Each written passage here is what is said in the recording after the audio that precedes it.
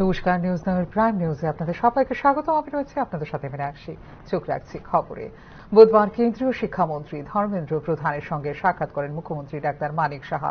নয়াদিল্লিতে কেন্দ্রীয় শিক্ষামন্ত্রীর বাসভবনে আয়োজিত বৈঠকে রাজ্যের ১২৫টি বিদ্যাজ্যোতি স্কুলের উন্নয়ন নিয়ে আলোচনা করেন মুখ্যমন্ত্রী ডাক্তার মানিক সাহা। এছাড়া মহিলা মহাবিদ্যালয়কে মহিলা বিশ্ববিদ্যালয়ে উন্নীতকরণ নিয়েও আলোচনা হয় সেদিন।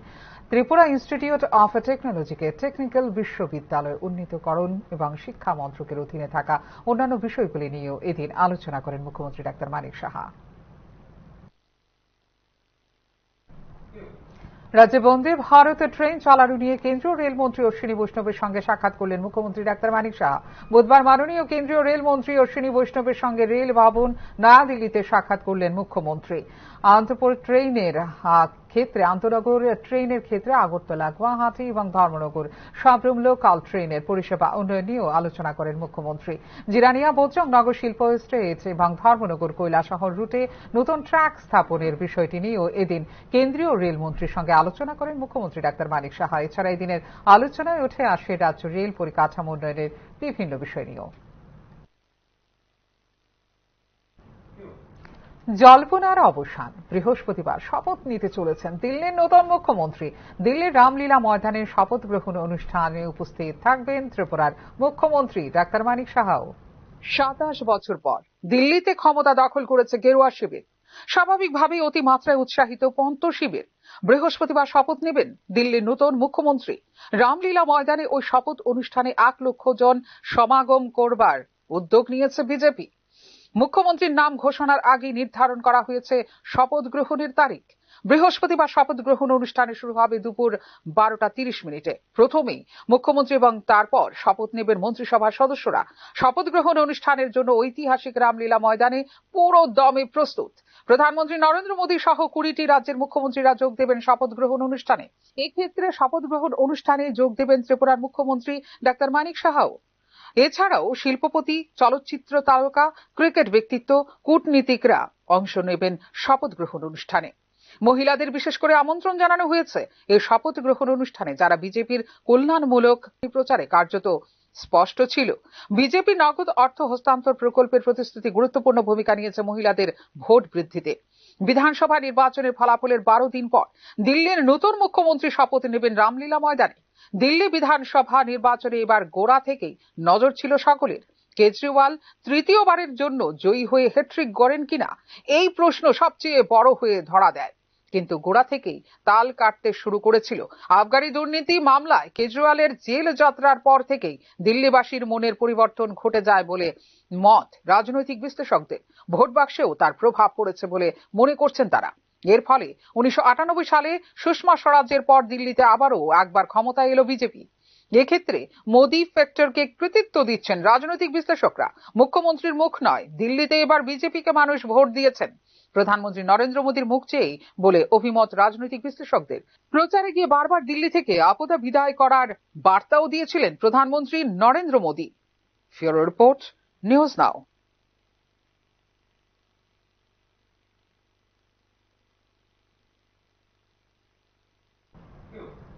গত আগস্ট মাসের ভয়াবহ বন্যায় ক্ষয়ক্ষতির সহায়তা আরও ২৮৮.৯৩ কোটি টাকা বরাদ্দ করল কেন্দ্র।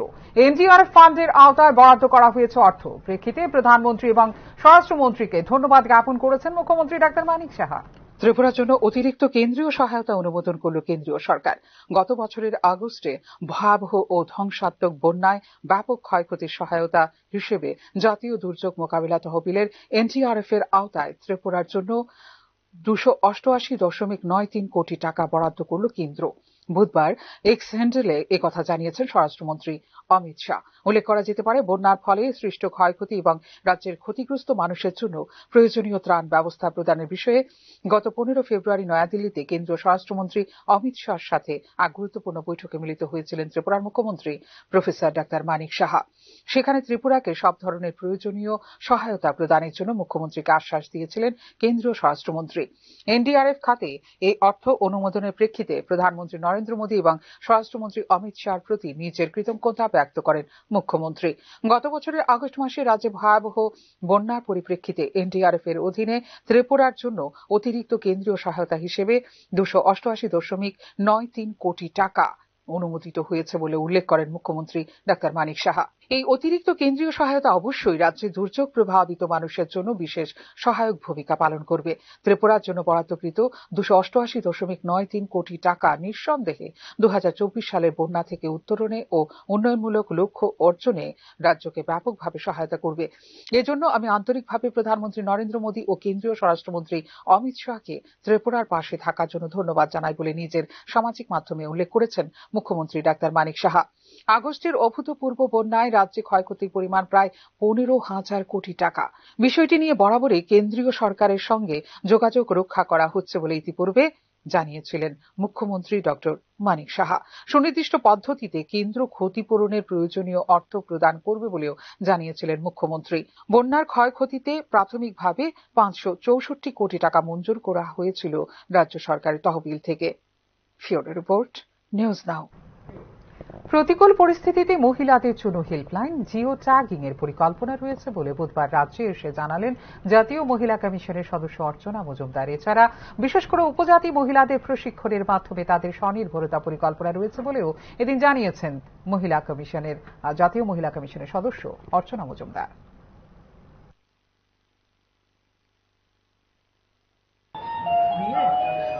হেল্পলাইন নাম্বার যদি মেয়েদের বিরাট রাস্তাঘাটে কোনো জায়গায় কোনো অসুবিধা হয় জিওটাকে যদি লোকেশনটা তাতে একটা লাইনে করতে পারে। প্রপোজালটা উনি শুনলেন, উনি রাজিও হয়েছে। এইগুলো ছাড়াও আমাদের একটা ক্যাপাসিটি বিল্ডিং এর একটা প্রোগ্রামের প্রপোজাল আছে। এখানকার মানে আনরেকগনাইজ সেক্টরের যেসব মেয়েরা বাড়িতে যাদের লেখাপড়া কম আছে বা কোনো জায়গায় বিশেষ তাদের প্রশিক্ষণ নেই, হাউস ওয়াইফ ছাড়া কিছু করার নেই, অন্যরকম নির্ভরশীল, তাদের গ্রুম করে সাইন্টিফিক্যালি তাদের ট্রেনিং দিয়ে দেশের 26তম মুখ্য নির্বাচন আধিকারিক হিসেবে দায়িত্ব গ্রহণ করলেন জ্ঞানেশ কুমার। 26 জানুয়ারি 2029 পর্যন্ত হল জ্ঞানেশ কুমারের কার্যকালের মেয়াদ। দেশের নতুন মুখ্য নির্বাচন কমিশনার হিসেবে দায়িত্ব নিলেন জ্ঞানেশ কুমার। ওই পদে মঙ্গলবার মেয়াদ শেষ হয়েছে রাজীব কুমারের। তিনি অবসর নেওয়ার পর নতুন দায়িত্ব পেলেন জ্ঞানেশ কুমার। যদিও এই পদে তার নির্বাচন নিয়ে প্রশ্ন তুলেছেন লোকসভার বিরোধী দলনেতা রাহুল গান্ধী। প্রেক্ষিতে মামলাও দায়ের করা হয়েছে সর্বোচ্চ আদালতে। বুধবার সকালে নতুন পদে দায়িত্ব নিলেন জ্ঞানেশ কুমার। চলতি বছরের শেষ দিকে বিহার এবং 2026 সালে পশ্চিমবঙ্গে যে বিধানসভা নির্বাচন হওয়ার কথা তার দায়িত্বেও থাকবেন জ্ঞানেশ কুমার। 2029 সালের 26 জানুয়ারি পর্যন্ত দেশের মুখ্য নির্বাচন কমিশনারের পদে থাকবেন জ্ঞানেশ কুমার। এই সময়কালের মধ্যে বিহার, পশ্চিমবঙ্গ ছাড়াও বিধানসভা ভোট হবে কেরল, পুদুচেরি এবং তামিলনাড়ুতে। এছাড়া 2027 সালে দেশের রাষ্ট্রপতি এবং উপরাষ্ট্রপতি নির্বাচন হবে। তার পরিচালনার দায়িত্বও থাকবেন জ্ঞানেশ কুমার। ছোট বড় মিলিয়ে অন্তত 2 ডজন ভোটের দায়িত্ব থাকবে এই প্রাক্তন আমলার হাতে। কেরল ক্যাডারের প্রাক্তন আইএএস জ্ঞানেশ কুমার এর আগে কাজ করেছেন স্বরাষ্ট্রমন্ত্রী অমিত শাহের অধীনে। সংবিধানের 370 ধারা বাতিল করে জম্মু ও কাশ্মীরের বিশেষাধিকার লোপের যে বিল সেটি ড্রাফট করেছিলেন তিনি। কানপুর আইআইটি থেকে সিভিল ইঞ্জিনিয়ারিং এ বিটেক করেন জ্ঞানেশ কুমার। তারপর পরিবেশ সংক্রান্ত অর্থনীতি নিয়ে আমেরিকার হার্ভার্ড বিশ্ববিদ্যালয়ে পড়াশোনা করেছেন তিনি। এদিকে দেশে যে প্যানেল মুখ্য নির্বাচন কমিশনারকে বাছাই করে তার গঠন নিয়ে প্রশ্ন তুলেছেন বিরোধী রাজনৈতিক দলের নেতৃত্বরা। ওই প্যানেলে এতদিন থাকতেন প্রধানমন্ত্রী, লোকসভার বিরোধী দলনেতা এবং সুপ্রিম কোর্টের প্রধান বিচারপতি। কিন্তু এই নিয়ম বদলের একটি বিল পাশ করেছে কেন্দ্রীয় সরকার। প্যানেল থেকে সরিয়ে দেওয়া হয়েছে প্রধান বিচারপতিকে। পরিবর্তে তৃতীয় সদস্য হিসেবে রাখা হয়েছে কেন্দ্রীয় মন্ত্রিসভার এক প্রতিনিধিকে, যাকে নিয়োগ করবেন প্রধানমন্ত্রী। এই প্রক্রিয়া নিয়ে প্রশ্ন তুলেছেন রাহুল গান্ধী। তার বক্তব্য, প্রধান বিচারপতিকে সরিয়ে দেওয়ার প্যানেলটি আর নিরপেক্ষ নেই। জ্ঞানেশ কুমারের নিয়োগের বিরোধিতা করেছিলেন তিনি নিজে, কিন্তু বাকি 2 সদস্যের সমর্থন পেয়ে মুখ্য নির্বাচন কমিশনার হলেন তিনি। নির্বাচন প্যানেল নিরপেক্ষ না হলে যাকে এই পদে নিয়োগ করা হচ্ছে তিনিও নিরপেক্ষ থাকতে পারবেন না। এতে দেশের নির্বাচন প্রক্রিয়ার উপরেই প্রশ্ন উঠবে বলে জানিয়েছেন কংগ্রেস। ব্যুরো রিপোর্ট, নিউজ নাও। ত্রিপুরায় উচ্চ শিক্ষার ব্যয়ের হিসেবের পাশাপাশি রাজ্য উচ্চ শিক্ষার সুযোগের করুণ চিত্র সামনে এনেছে নীতি আয়োগ। ত্রিপুরায় মাত্র 20.7% ছাত্রছাত্রী সুযোগ পান উচ্চশিক্ষার বলে রিপোর্টে উল্লেখ করেছে নীতি আয়োগ। রাজ্যে উচ্চশিক্ষার দুর্বল চিত্র উঠে এসেছে নীতি আয়োগের রিপোর্টে। প্রায় ৮০% ছাত্রছাত্রীর সামনে বন্ধ হয়ে যাচ্ছে উচ্চশিক্ষার দরজা। রিপোর্টে বিভিন্ন রাজ্য ও কেন্দ্রীয় শাসিত অঞ্চলে উচ্চশিক্ষায় ব্যয়ের হিসেবও সামনে এনেছে নীতি আয়োগ। উত্তর পূর্বাঞ্চলের অন্যান্য রাজ্যগুলির তুলনায় অনেক পিছিয়ে রয়েছে ত্রিপুরা। 2018-19 থেকে 2020-21 সালকে ভিত্তি করে কেন্দ্রীয় শিক্ষা মন্ত্রকের পর্যালোচনা তুলে ধরা হয়েছে এতে। এ রাজ্যে উচ্চশিক্ষা ক্ষেত্রে 2020-21 অর্থবর্ষে বাজেট বরাদ্দ ছিল 194 কোটি টাকা, মণিপুরে 496 কোটি টাকা, মেঘালয়ে 446 কোটি টাকা এবং মিজোরামে 343 কোটি টাকা ব্যয় হচ্ছে উচ্চশিক্ষায়। এক্ষেত্রে পিছিয়ে রয়েছে ত্রিপুরা। জিএসডিপির মাত্র 0.33% ব্যয় হচ্ছে ত্রিপুরায় বলে রিপোর্টে উল্লেখ করেছে নীতি আয়োগ। সে জায়গায় মণিপুর ব্যয় করছে জিএসডিপির 1.45%, মেঘালয় 1.33%, মিজোরাম 1.18%। দেশের উচ্চশিক্ষা ব্যবস্থা ক্রমশ ব্যয়বহুল হচ্ছে। বেসরকারীকরণ ও বাণিজ্যিকীকরণের ধারায় পণ্য হয়ে উঠেছে শিক্ষা। গরিব ঘরের বিশেষ করে তফসিলি জাতি উপজাতি, সংখ্যালঘু, দলিত, পিছিয়ে পড়া পরিবারের ছেলেমেয়েরা বঞ্চিত হচ্ছে উচ্চশিক্ষার সুযোগ থেকে। চতুর্দশ অর্থ কমিশনের সময় অর্থাৎ 2015 থেকে 2020 সাল পর্যন্ত জোর দেওয়া হয়েছে উচ্চশিক্ষায় সরকারি বরাদ্দ বাড়ানোর। দেখা গেছে এই সময়ের মধ্যে কয়েকটি রাজ্যে ব্যয় কমেছে উচ্চশিক্ষায়। 2019-20 সালের মধ্যে এসে উচ্চশিক্ষায় একজন ছাত্রছাত্রীর খরচ 2147 টাকা থেকে বেড়ে দাঁড়িয়েছে 4921 টাকা। কেরালা, তামিলনাড়ু, অন্ধ্রপ্রদেশ, মহারাষ্ট্র, তেলেঙ্গানা প্রভৃতি রাজ্য উচ্চশিক্ষায় ছাত্রছাত্রীদের জন্য মাথাপিছু ব্যয় বাড়িয়েছে উল্লেখযোগ্যভাবে। সেখানে এ রাজ্যে উচ্চশিক্ষায় খরচ হচ্ছে জিএসডিপির মাত্র 0.30%, আর গোটা শিক্ষা ব্যবস্থাকে ধরলে 6.19% ব্যয় হচ্ছে জিডিপির। মণিপুরে সে হার 7.25%, মেঘালয়ে 6.64%। রিপোর্টে ত্রিপুরা উচ্চশিক্ষা ব্যবস্থায় নানা সমস্যা রয়েছে বলে উল্লেখ করেছে নীতি আয়োগ। শিক্ষক স্বল্পতা এবং পরিকাঠামোগত সমস্যা, কর্মসংস্থানের অনিশ্চয়তার কথা উল্লেখ করা হয়েছে রিপোর্টে। রিপোর্ট অনুযায়ী ত্রিপুরা ছাত্রছাত্রীদের মধ্যে প্রতি 100 জনের মাত্র 20.7 জন সুযোগ পান উচ্চশিক্ষার। বাদবাকি 79.3 জন বঞ্চিত থাকেন উচ্চশিক্ষার সুযোগ থেকে। এক্ষেত্রে বেশ কিছু সুপারিশও রেখেছে নীতি আয়োগ। তাতে ত্রিপুরায় উচ্চশিক্ষা ব্যবস্থার জন্য সরকারি বিনিয়োগ বাড়ানোর কথা বলা হয়েছে স্পষ্টভাবে। একই সঙ্গে গবেষণার গুণগত উৎকর্ষতা বাড়ানোর কথা উল্লেখ করা হয়েছে নীতি আয়োগ এর রিপোর্টে। আধুনিকতার সঙ্গে তাল মিলিয়ে রাজ্যের উচ্চশিক্ষা ব্যবস্থাকে ডিজিটালাইজেশন করার জন্য সুপারিশ করেছে NITI Aayog. Bureau report, news নাও।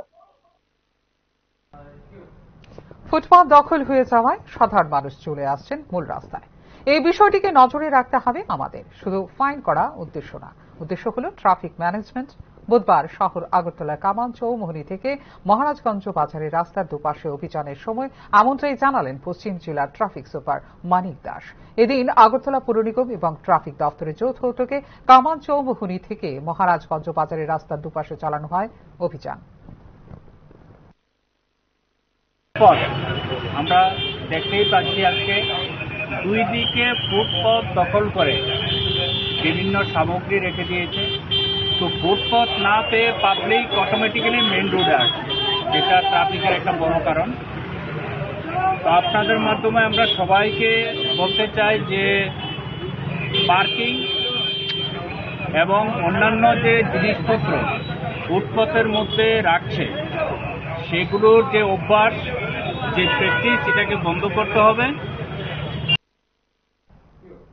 পঞ্চায়েতি রাজ ব্যবস্থাপনায় জাতীয় পর্যায়ে সেরা 10-এ উঠে এসেছে ত্রিপুরা।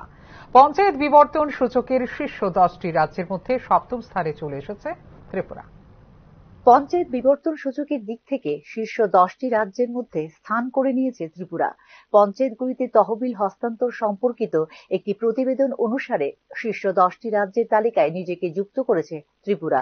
রাজ্যগুলিতে পঞ্চায়েতের হস্তান্তরের অবস্থা একটি সূচক প্রমাণ ভিত্তিক র্যাঙ্কিং শীর্ষক রিপোর্ট প্রকাশ করেছে কেন্দ্রীয় পঞ্চায়েতি রাজ মন্ত্রক।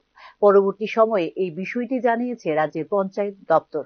It is a matter of great pride and honor that under the able leadership of our Honorable Chief Minister Sir, Sri Professor Dr. Manik Sahaji, Tripura has scored 7th rank in the Panchayat Devolution Index, which is better than the 13th rank in the previous year. And This is the testament of all the efforts which are being done for the PRI members in the state. We have done special emphasis on training of PRI bodies, e-connectivities, financial transparency with the onboarding of all the RLBs on PFMS has secured us 7th rank amongst the all of the states and first amongst the northeastern states. Tripura has been doing Gram Sabhas vibrantly and the functioning is 100%. We are now 100% literate, e-sevas are there and digital access is there for all 1193 RLBs.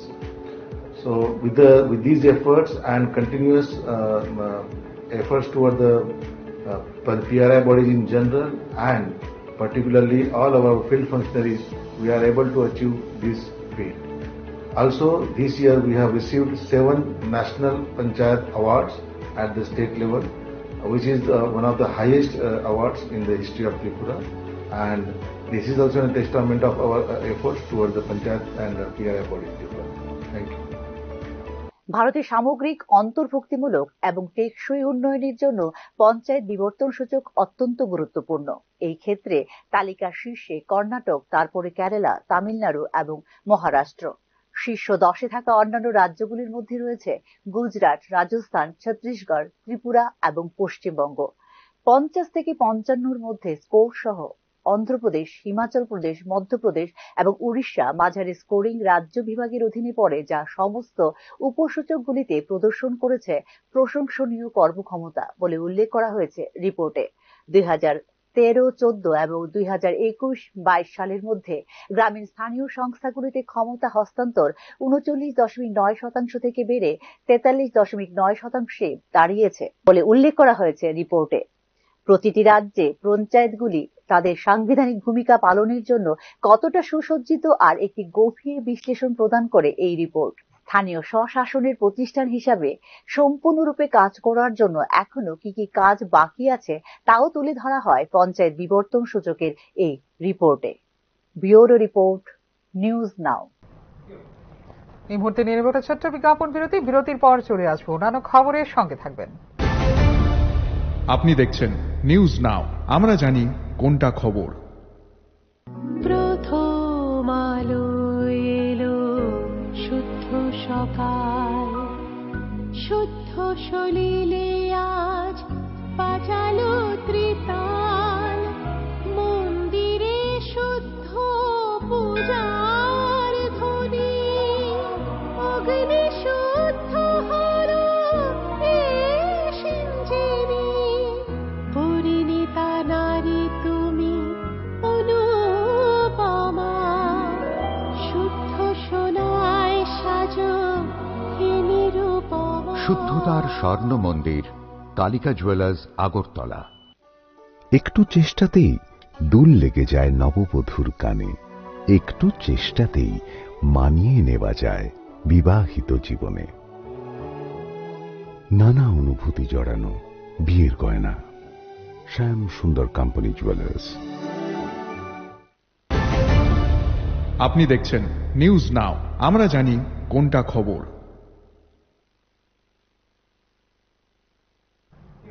বিরতির পর স্বাগত, চোখ রাখছে অন্যান্য খবরে।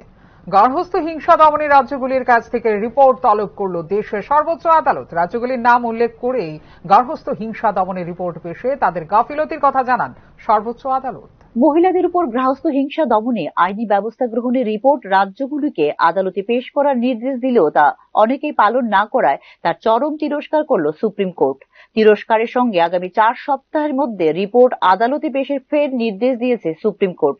যে রাজ্যগুলি কোনো রিপোর্ট জমা দেননি তাদের এ নিয়ে জরিমানার টাকা মেডিয়েশন কেন্দ্রে জমা দেওয়ার নির্দেশ দিয়েছে সুপ্রিম কোর্ট। বিচারপতি বি.ভি. নাগারত্না এবং প্রসন্ন বি. ভারালের বেঞ্চ জারি করেছে এই নির্দেশ। রাজ্যগুলির নাম উল্লেখ করে গার্হস্থ্য হিংসা দমনে রিপোর্ট পেশে তাদের গাফিলতির কথা জানিয়েছে সুপ্রিম কোর্ট। গার্হস্থ্য হিংসা দমনে আইন হলেও তা রাজ্যগুলি কার্যকর করছে না। এ নিয়ে তারা কোনো তথ্য সংরক্ষণ করে না।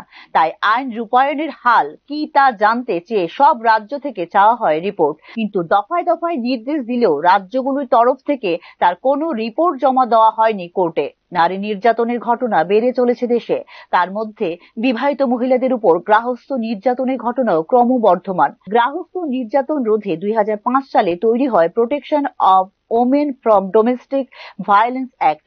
আইন তৈরি হলেও গার্হস্থ্য নির্যাতনের ঘটনা কমেনি। গত বছর 2রা ডিসেম্বর এ নিয়ে মামলায় সব রাজ্যকে এই আইন অনুযায়ী কি কি ব্যবস্থা গ্রহণ করেছে প্রশাসন তা জানিয়ে রিপোর্ট পেশ করার নির্দেশ দেয় সর্বোচ্চ আদালত। সেই সময় রিপোর্ট পেশ এক দফা বাড়িয়ে তা 14 ফেব্রুয়ারির মধ্যে জমার নির্দেশ দেয় কোর্ট। 14 ফেব্রুয়ারির সময়সীমা পেরিয়ে গেলেও ফের 4 সপ্তাহ সময় দিয়ে গার্হস্থ্য হিংসা নির্যাতন রোধে আইনি ব্যবস্থা গ্রহণের রিপোর্ট পেশের নির্দেশ দিল supreme court. Bureau report, news নাও। রাজধানী বিবেকানন্দ ময়দান থেকে বুধবার এক অজ্ঞাত পরিচয় ব্যক্তির মৃতদেহ উদ্ধার করা হয়েছে। মৃত ব্যক্তির পরিচয় জানা যায়নি বলে জানিয়েছে পুলিশ। মৃত ব্যক্তির কানের কিছু অংশ কাটা অবস্থায় রয়েছে বলে জানিয়েছেন প্রত্যক্ষদর্শীরা। মৃতদেহ উদ্ধারের ঘটনায় এলাকায় চাঞ্চল্য বিরাজ করছে। বুধবার সকালে পথচারীরা বিবেকানন্দ ময়দানের মঞ্চের নিচে মৃতদেহ দেখতে পেয়ে পুলিশকে খবর দিলে ঘটনাস্থলে পৌঁছে মৃতদেহ হাসপাতাল ময়নাতদন্তের জন্য নিয়ে যায় পুলিশ। মৃত ব্যক্তির পরিচয় জানা যায়নি, তবে লেক চৌমুহনী এলাকায় তিনি ভবঘুরের মতো ঘোরাফেরা করতেন এবং কিছুদিন যাবৎ তিনি অসুস্থ ছিলেন বলে জানিয়েছেন এলাকাবাসী। মৃতদেহ উদ্ধারের ঘটনায় একটি অস্বাভাবিক মৃত্যুর মামলা হাতে নিয়ে তদন্ত শুরু করেছে পুলিশ। এ ব্যাপারে বিস্তারিত সংবাদ মাধ্যমকে জানিয়েছেন পুলিশ আধিকারিক। আজকে সকালে অনুমান 9:30টার সময় আমাদের কাছে খবর আছে যে আস্তাবল গ্রাউন্ডে একটা আননোন ডেড বডি পড়ে রয়েছে। অ্যাকর্ডিংলি আমরা ঘটনাস্থলে আসি, এসে দেখতে পাই একটা অপরিচিত ব্যক্তির মৃতদেহ এখানে পড়ে রয়েছে। তো আশেপাশে জিজ্ঞাসা করলাম যে ওনাকে প্রায় সময় আস্তাবল গ্রাউন্ডে এবং লেকসমুনিতে দেখা যায়। তো এখন প্রাথমিক তদন্তে জানা গেছে যে ও তো অনেকদিন ধরে অসুস্থ হয়ে, এই কারণে সেই নামটাম তো কিছু না, ওনার নামটাম পরিচয় জানা যায়নি এখন। ব্রহ্মকুণ্ড গ্রাম পঞ্চায়েতের ব্রহ্মকুণ্ড কলোনির অঙ্গনওয়াড়ি কেন্দ্রের দিদিমণি ও হেলপারের পরিচালনাগত সমস্যা ও কর্তব্যে গাফিলতির কারণে বুধবার সকালে বিক্ষোভ প্রদর্শন করে দিদিমণি ও হেলপারের বদলির দাবিতে অঙ্গনওয়াড়ি কেন্দ্রে তালা ঝুলিয়ে দিলেন এলাকাবাসী। দীর্ঘদিন যাবৎ অঙ্গনওয়াড়ি কেন্দ্রের দিদিমণি বীণা ভট্টাচার্য সরকারি গ্যাস সিলিন্ডার ও চুল্লি ব্যবহার না করে অস্বাস্থ্যকর পরিবেশে আশেপাশে জমে থাকা গাছের পাতা দিয়ে ও নিম্নমানের চাল ডাল ব্যবহার করে খিচুড়ি রান্না করান কেন্দ্রের হেলপার কল্পনা দাসকে এবং অঙ্গনওয়াড়ি কেন্দ্রে শিশুদের উপস্থিতি কম থাকলে খিচুড়ি রান্না না করিয়ে শিশুদের অভুক্ত রাখেন বলে অভিযোগ এলাকাবাসীর। অঙ্গনওয়াড়ি কেন্দ্রের অস্বাস্থ্যকর পরিবেশে শিশুদের জন্য খাওয়া রান্না করার বিষয়ে দিদিমণির কাছে জানতে চাইলে তিনি সব সময় বিষয়টি এড়িয়ে যান বলে অভিযোগ এলাকাবাসীর। দীর্ঘদিনের ক্ষোভের বহিঃপ্রকাশ ঘটিয়ে এলাকাবাসী এদিন অঙ্গনওয়াড়ি কেন্দ্রের দিদিমণি ও হেলপারের বদলি এবং নতুন দিদিমণি নিয়োগের দাবিতে অঙ্গনওয়াড়ি কেন্দ্রে তালা ঝুলিয়ে দেয় এলাকাবাসী।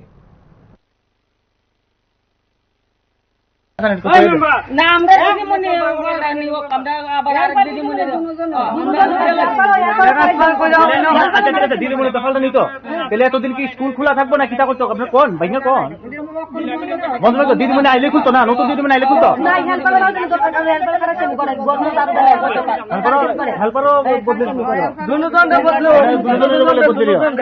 দুজনের বদলিস এখান থেকে। ঠিক আছে, কতদিন পর্যন্ত স্কুল তালা ঠিক করে রাখুন আপনারা? ঠিক আছে, স্কুল তালা দেন। এখনকার মতো এই মুহূর্তের সংবাদ এই পর্যন্তই। অন্যান্য আপডেটস দেখার জন্য অবশ্যই নজর রাখতে হবে নিউজ নাওর পর্দায়। নমস্কার, শুভরাত্রি।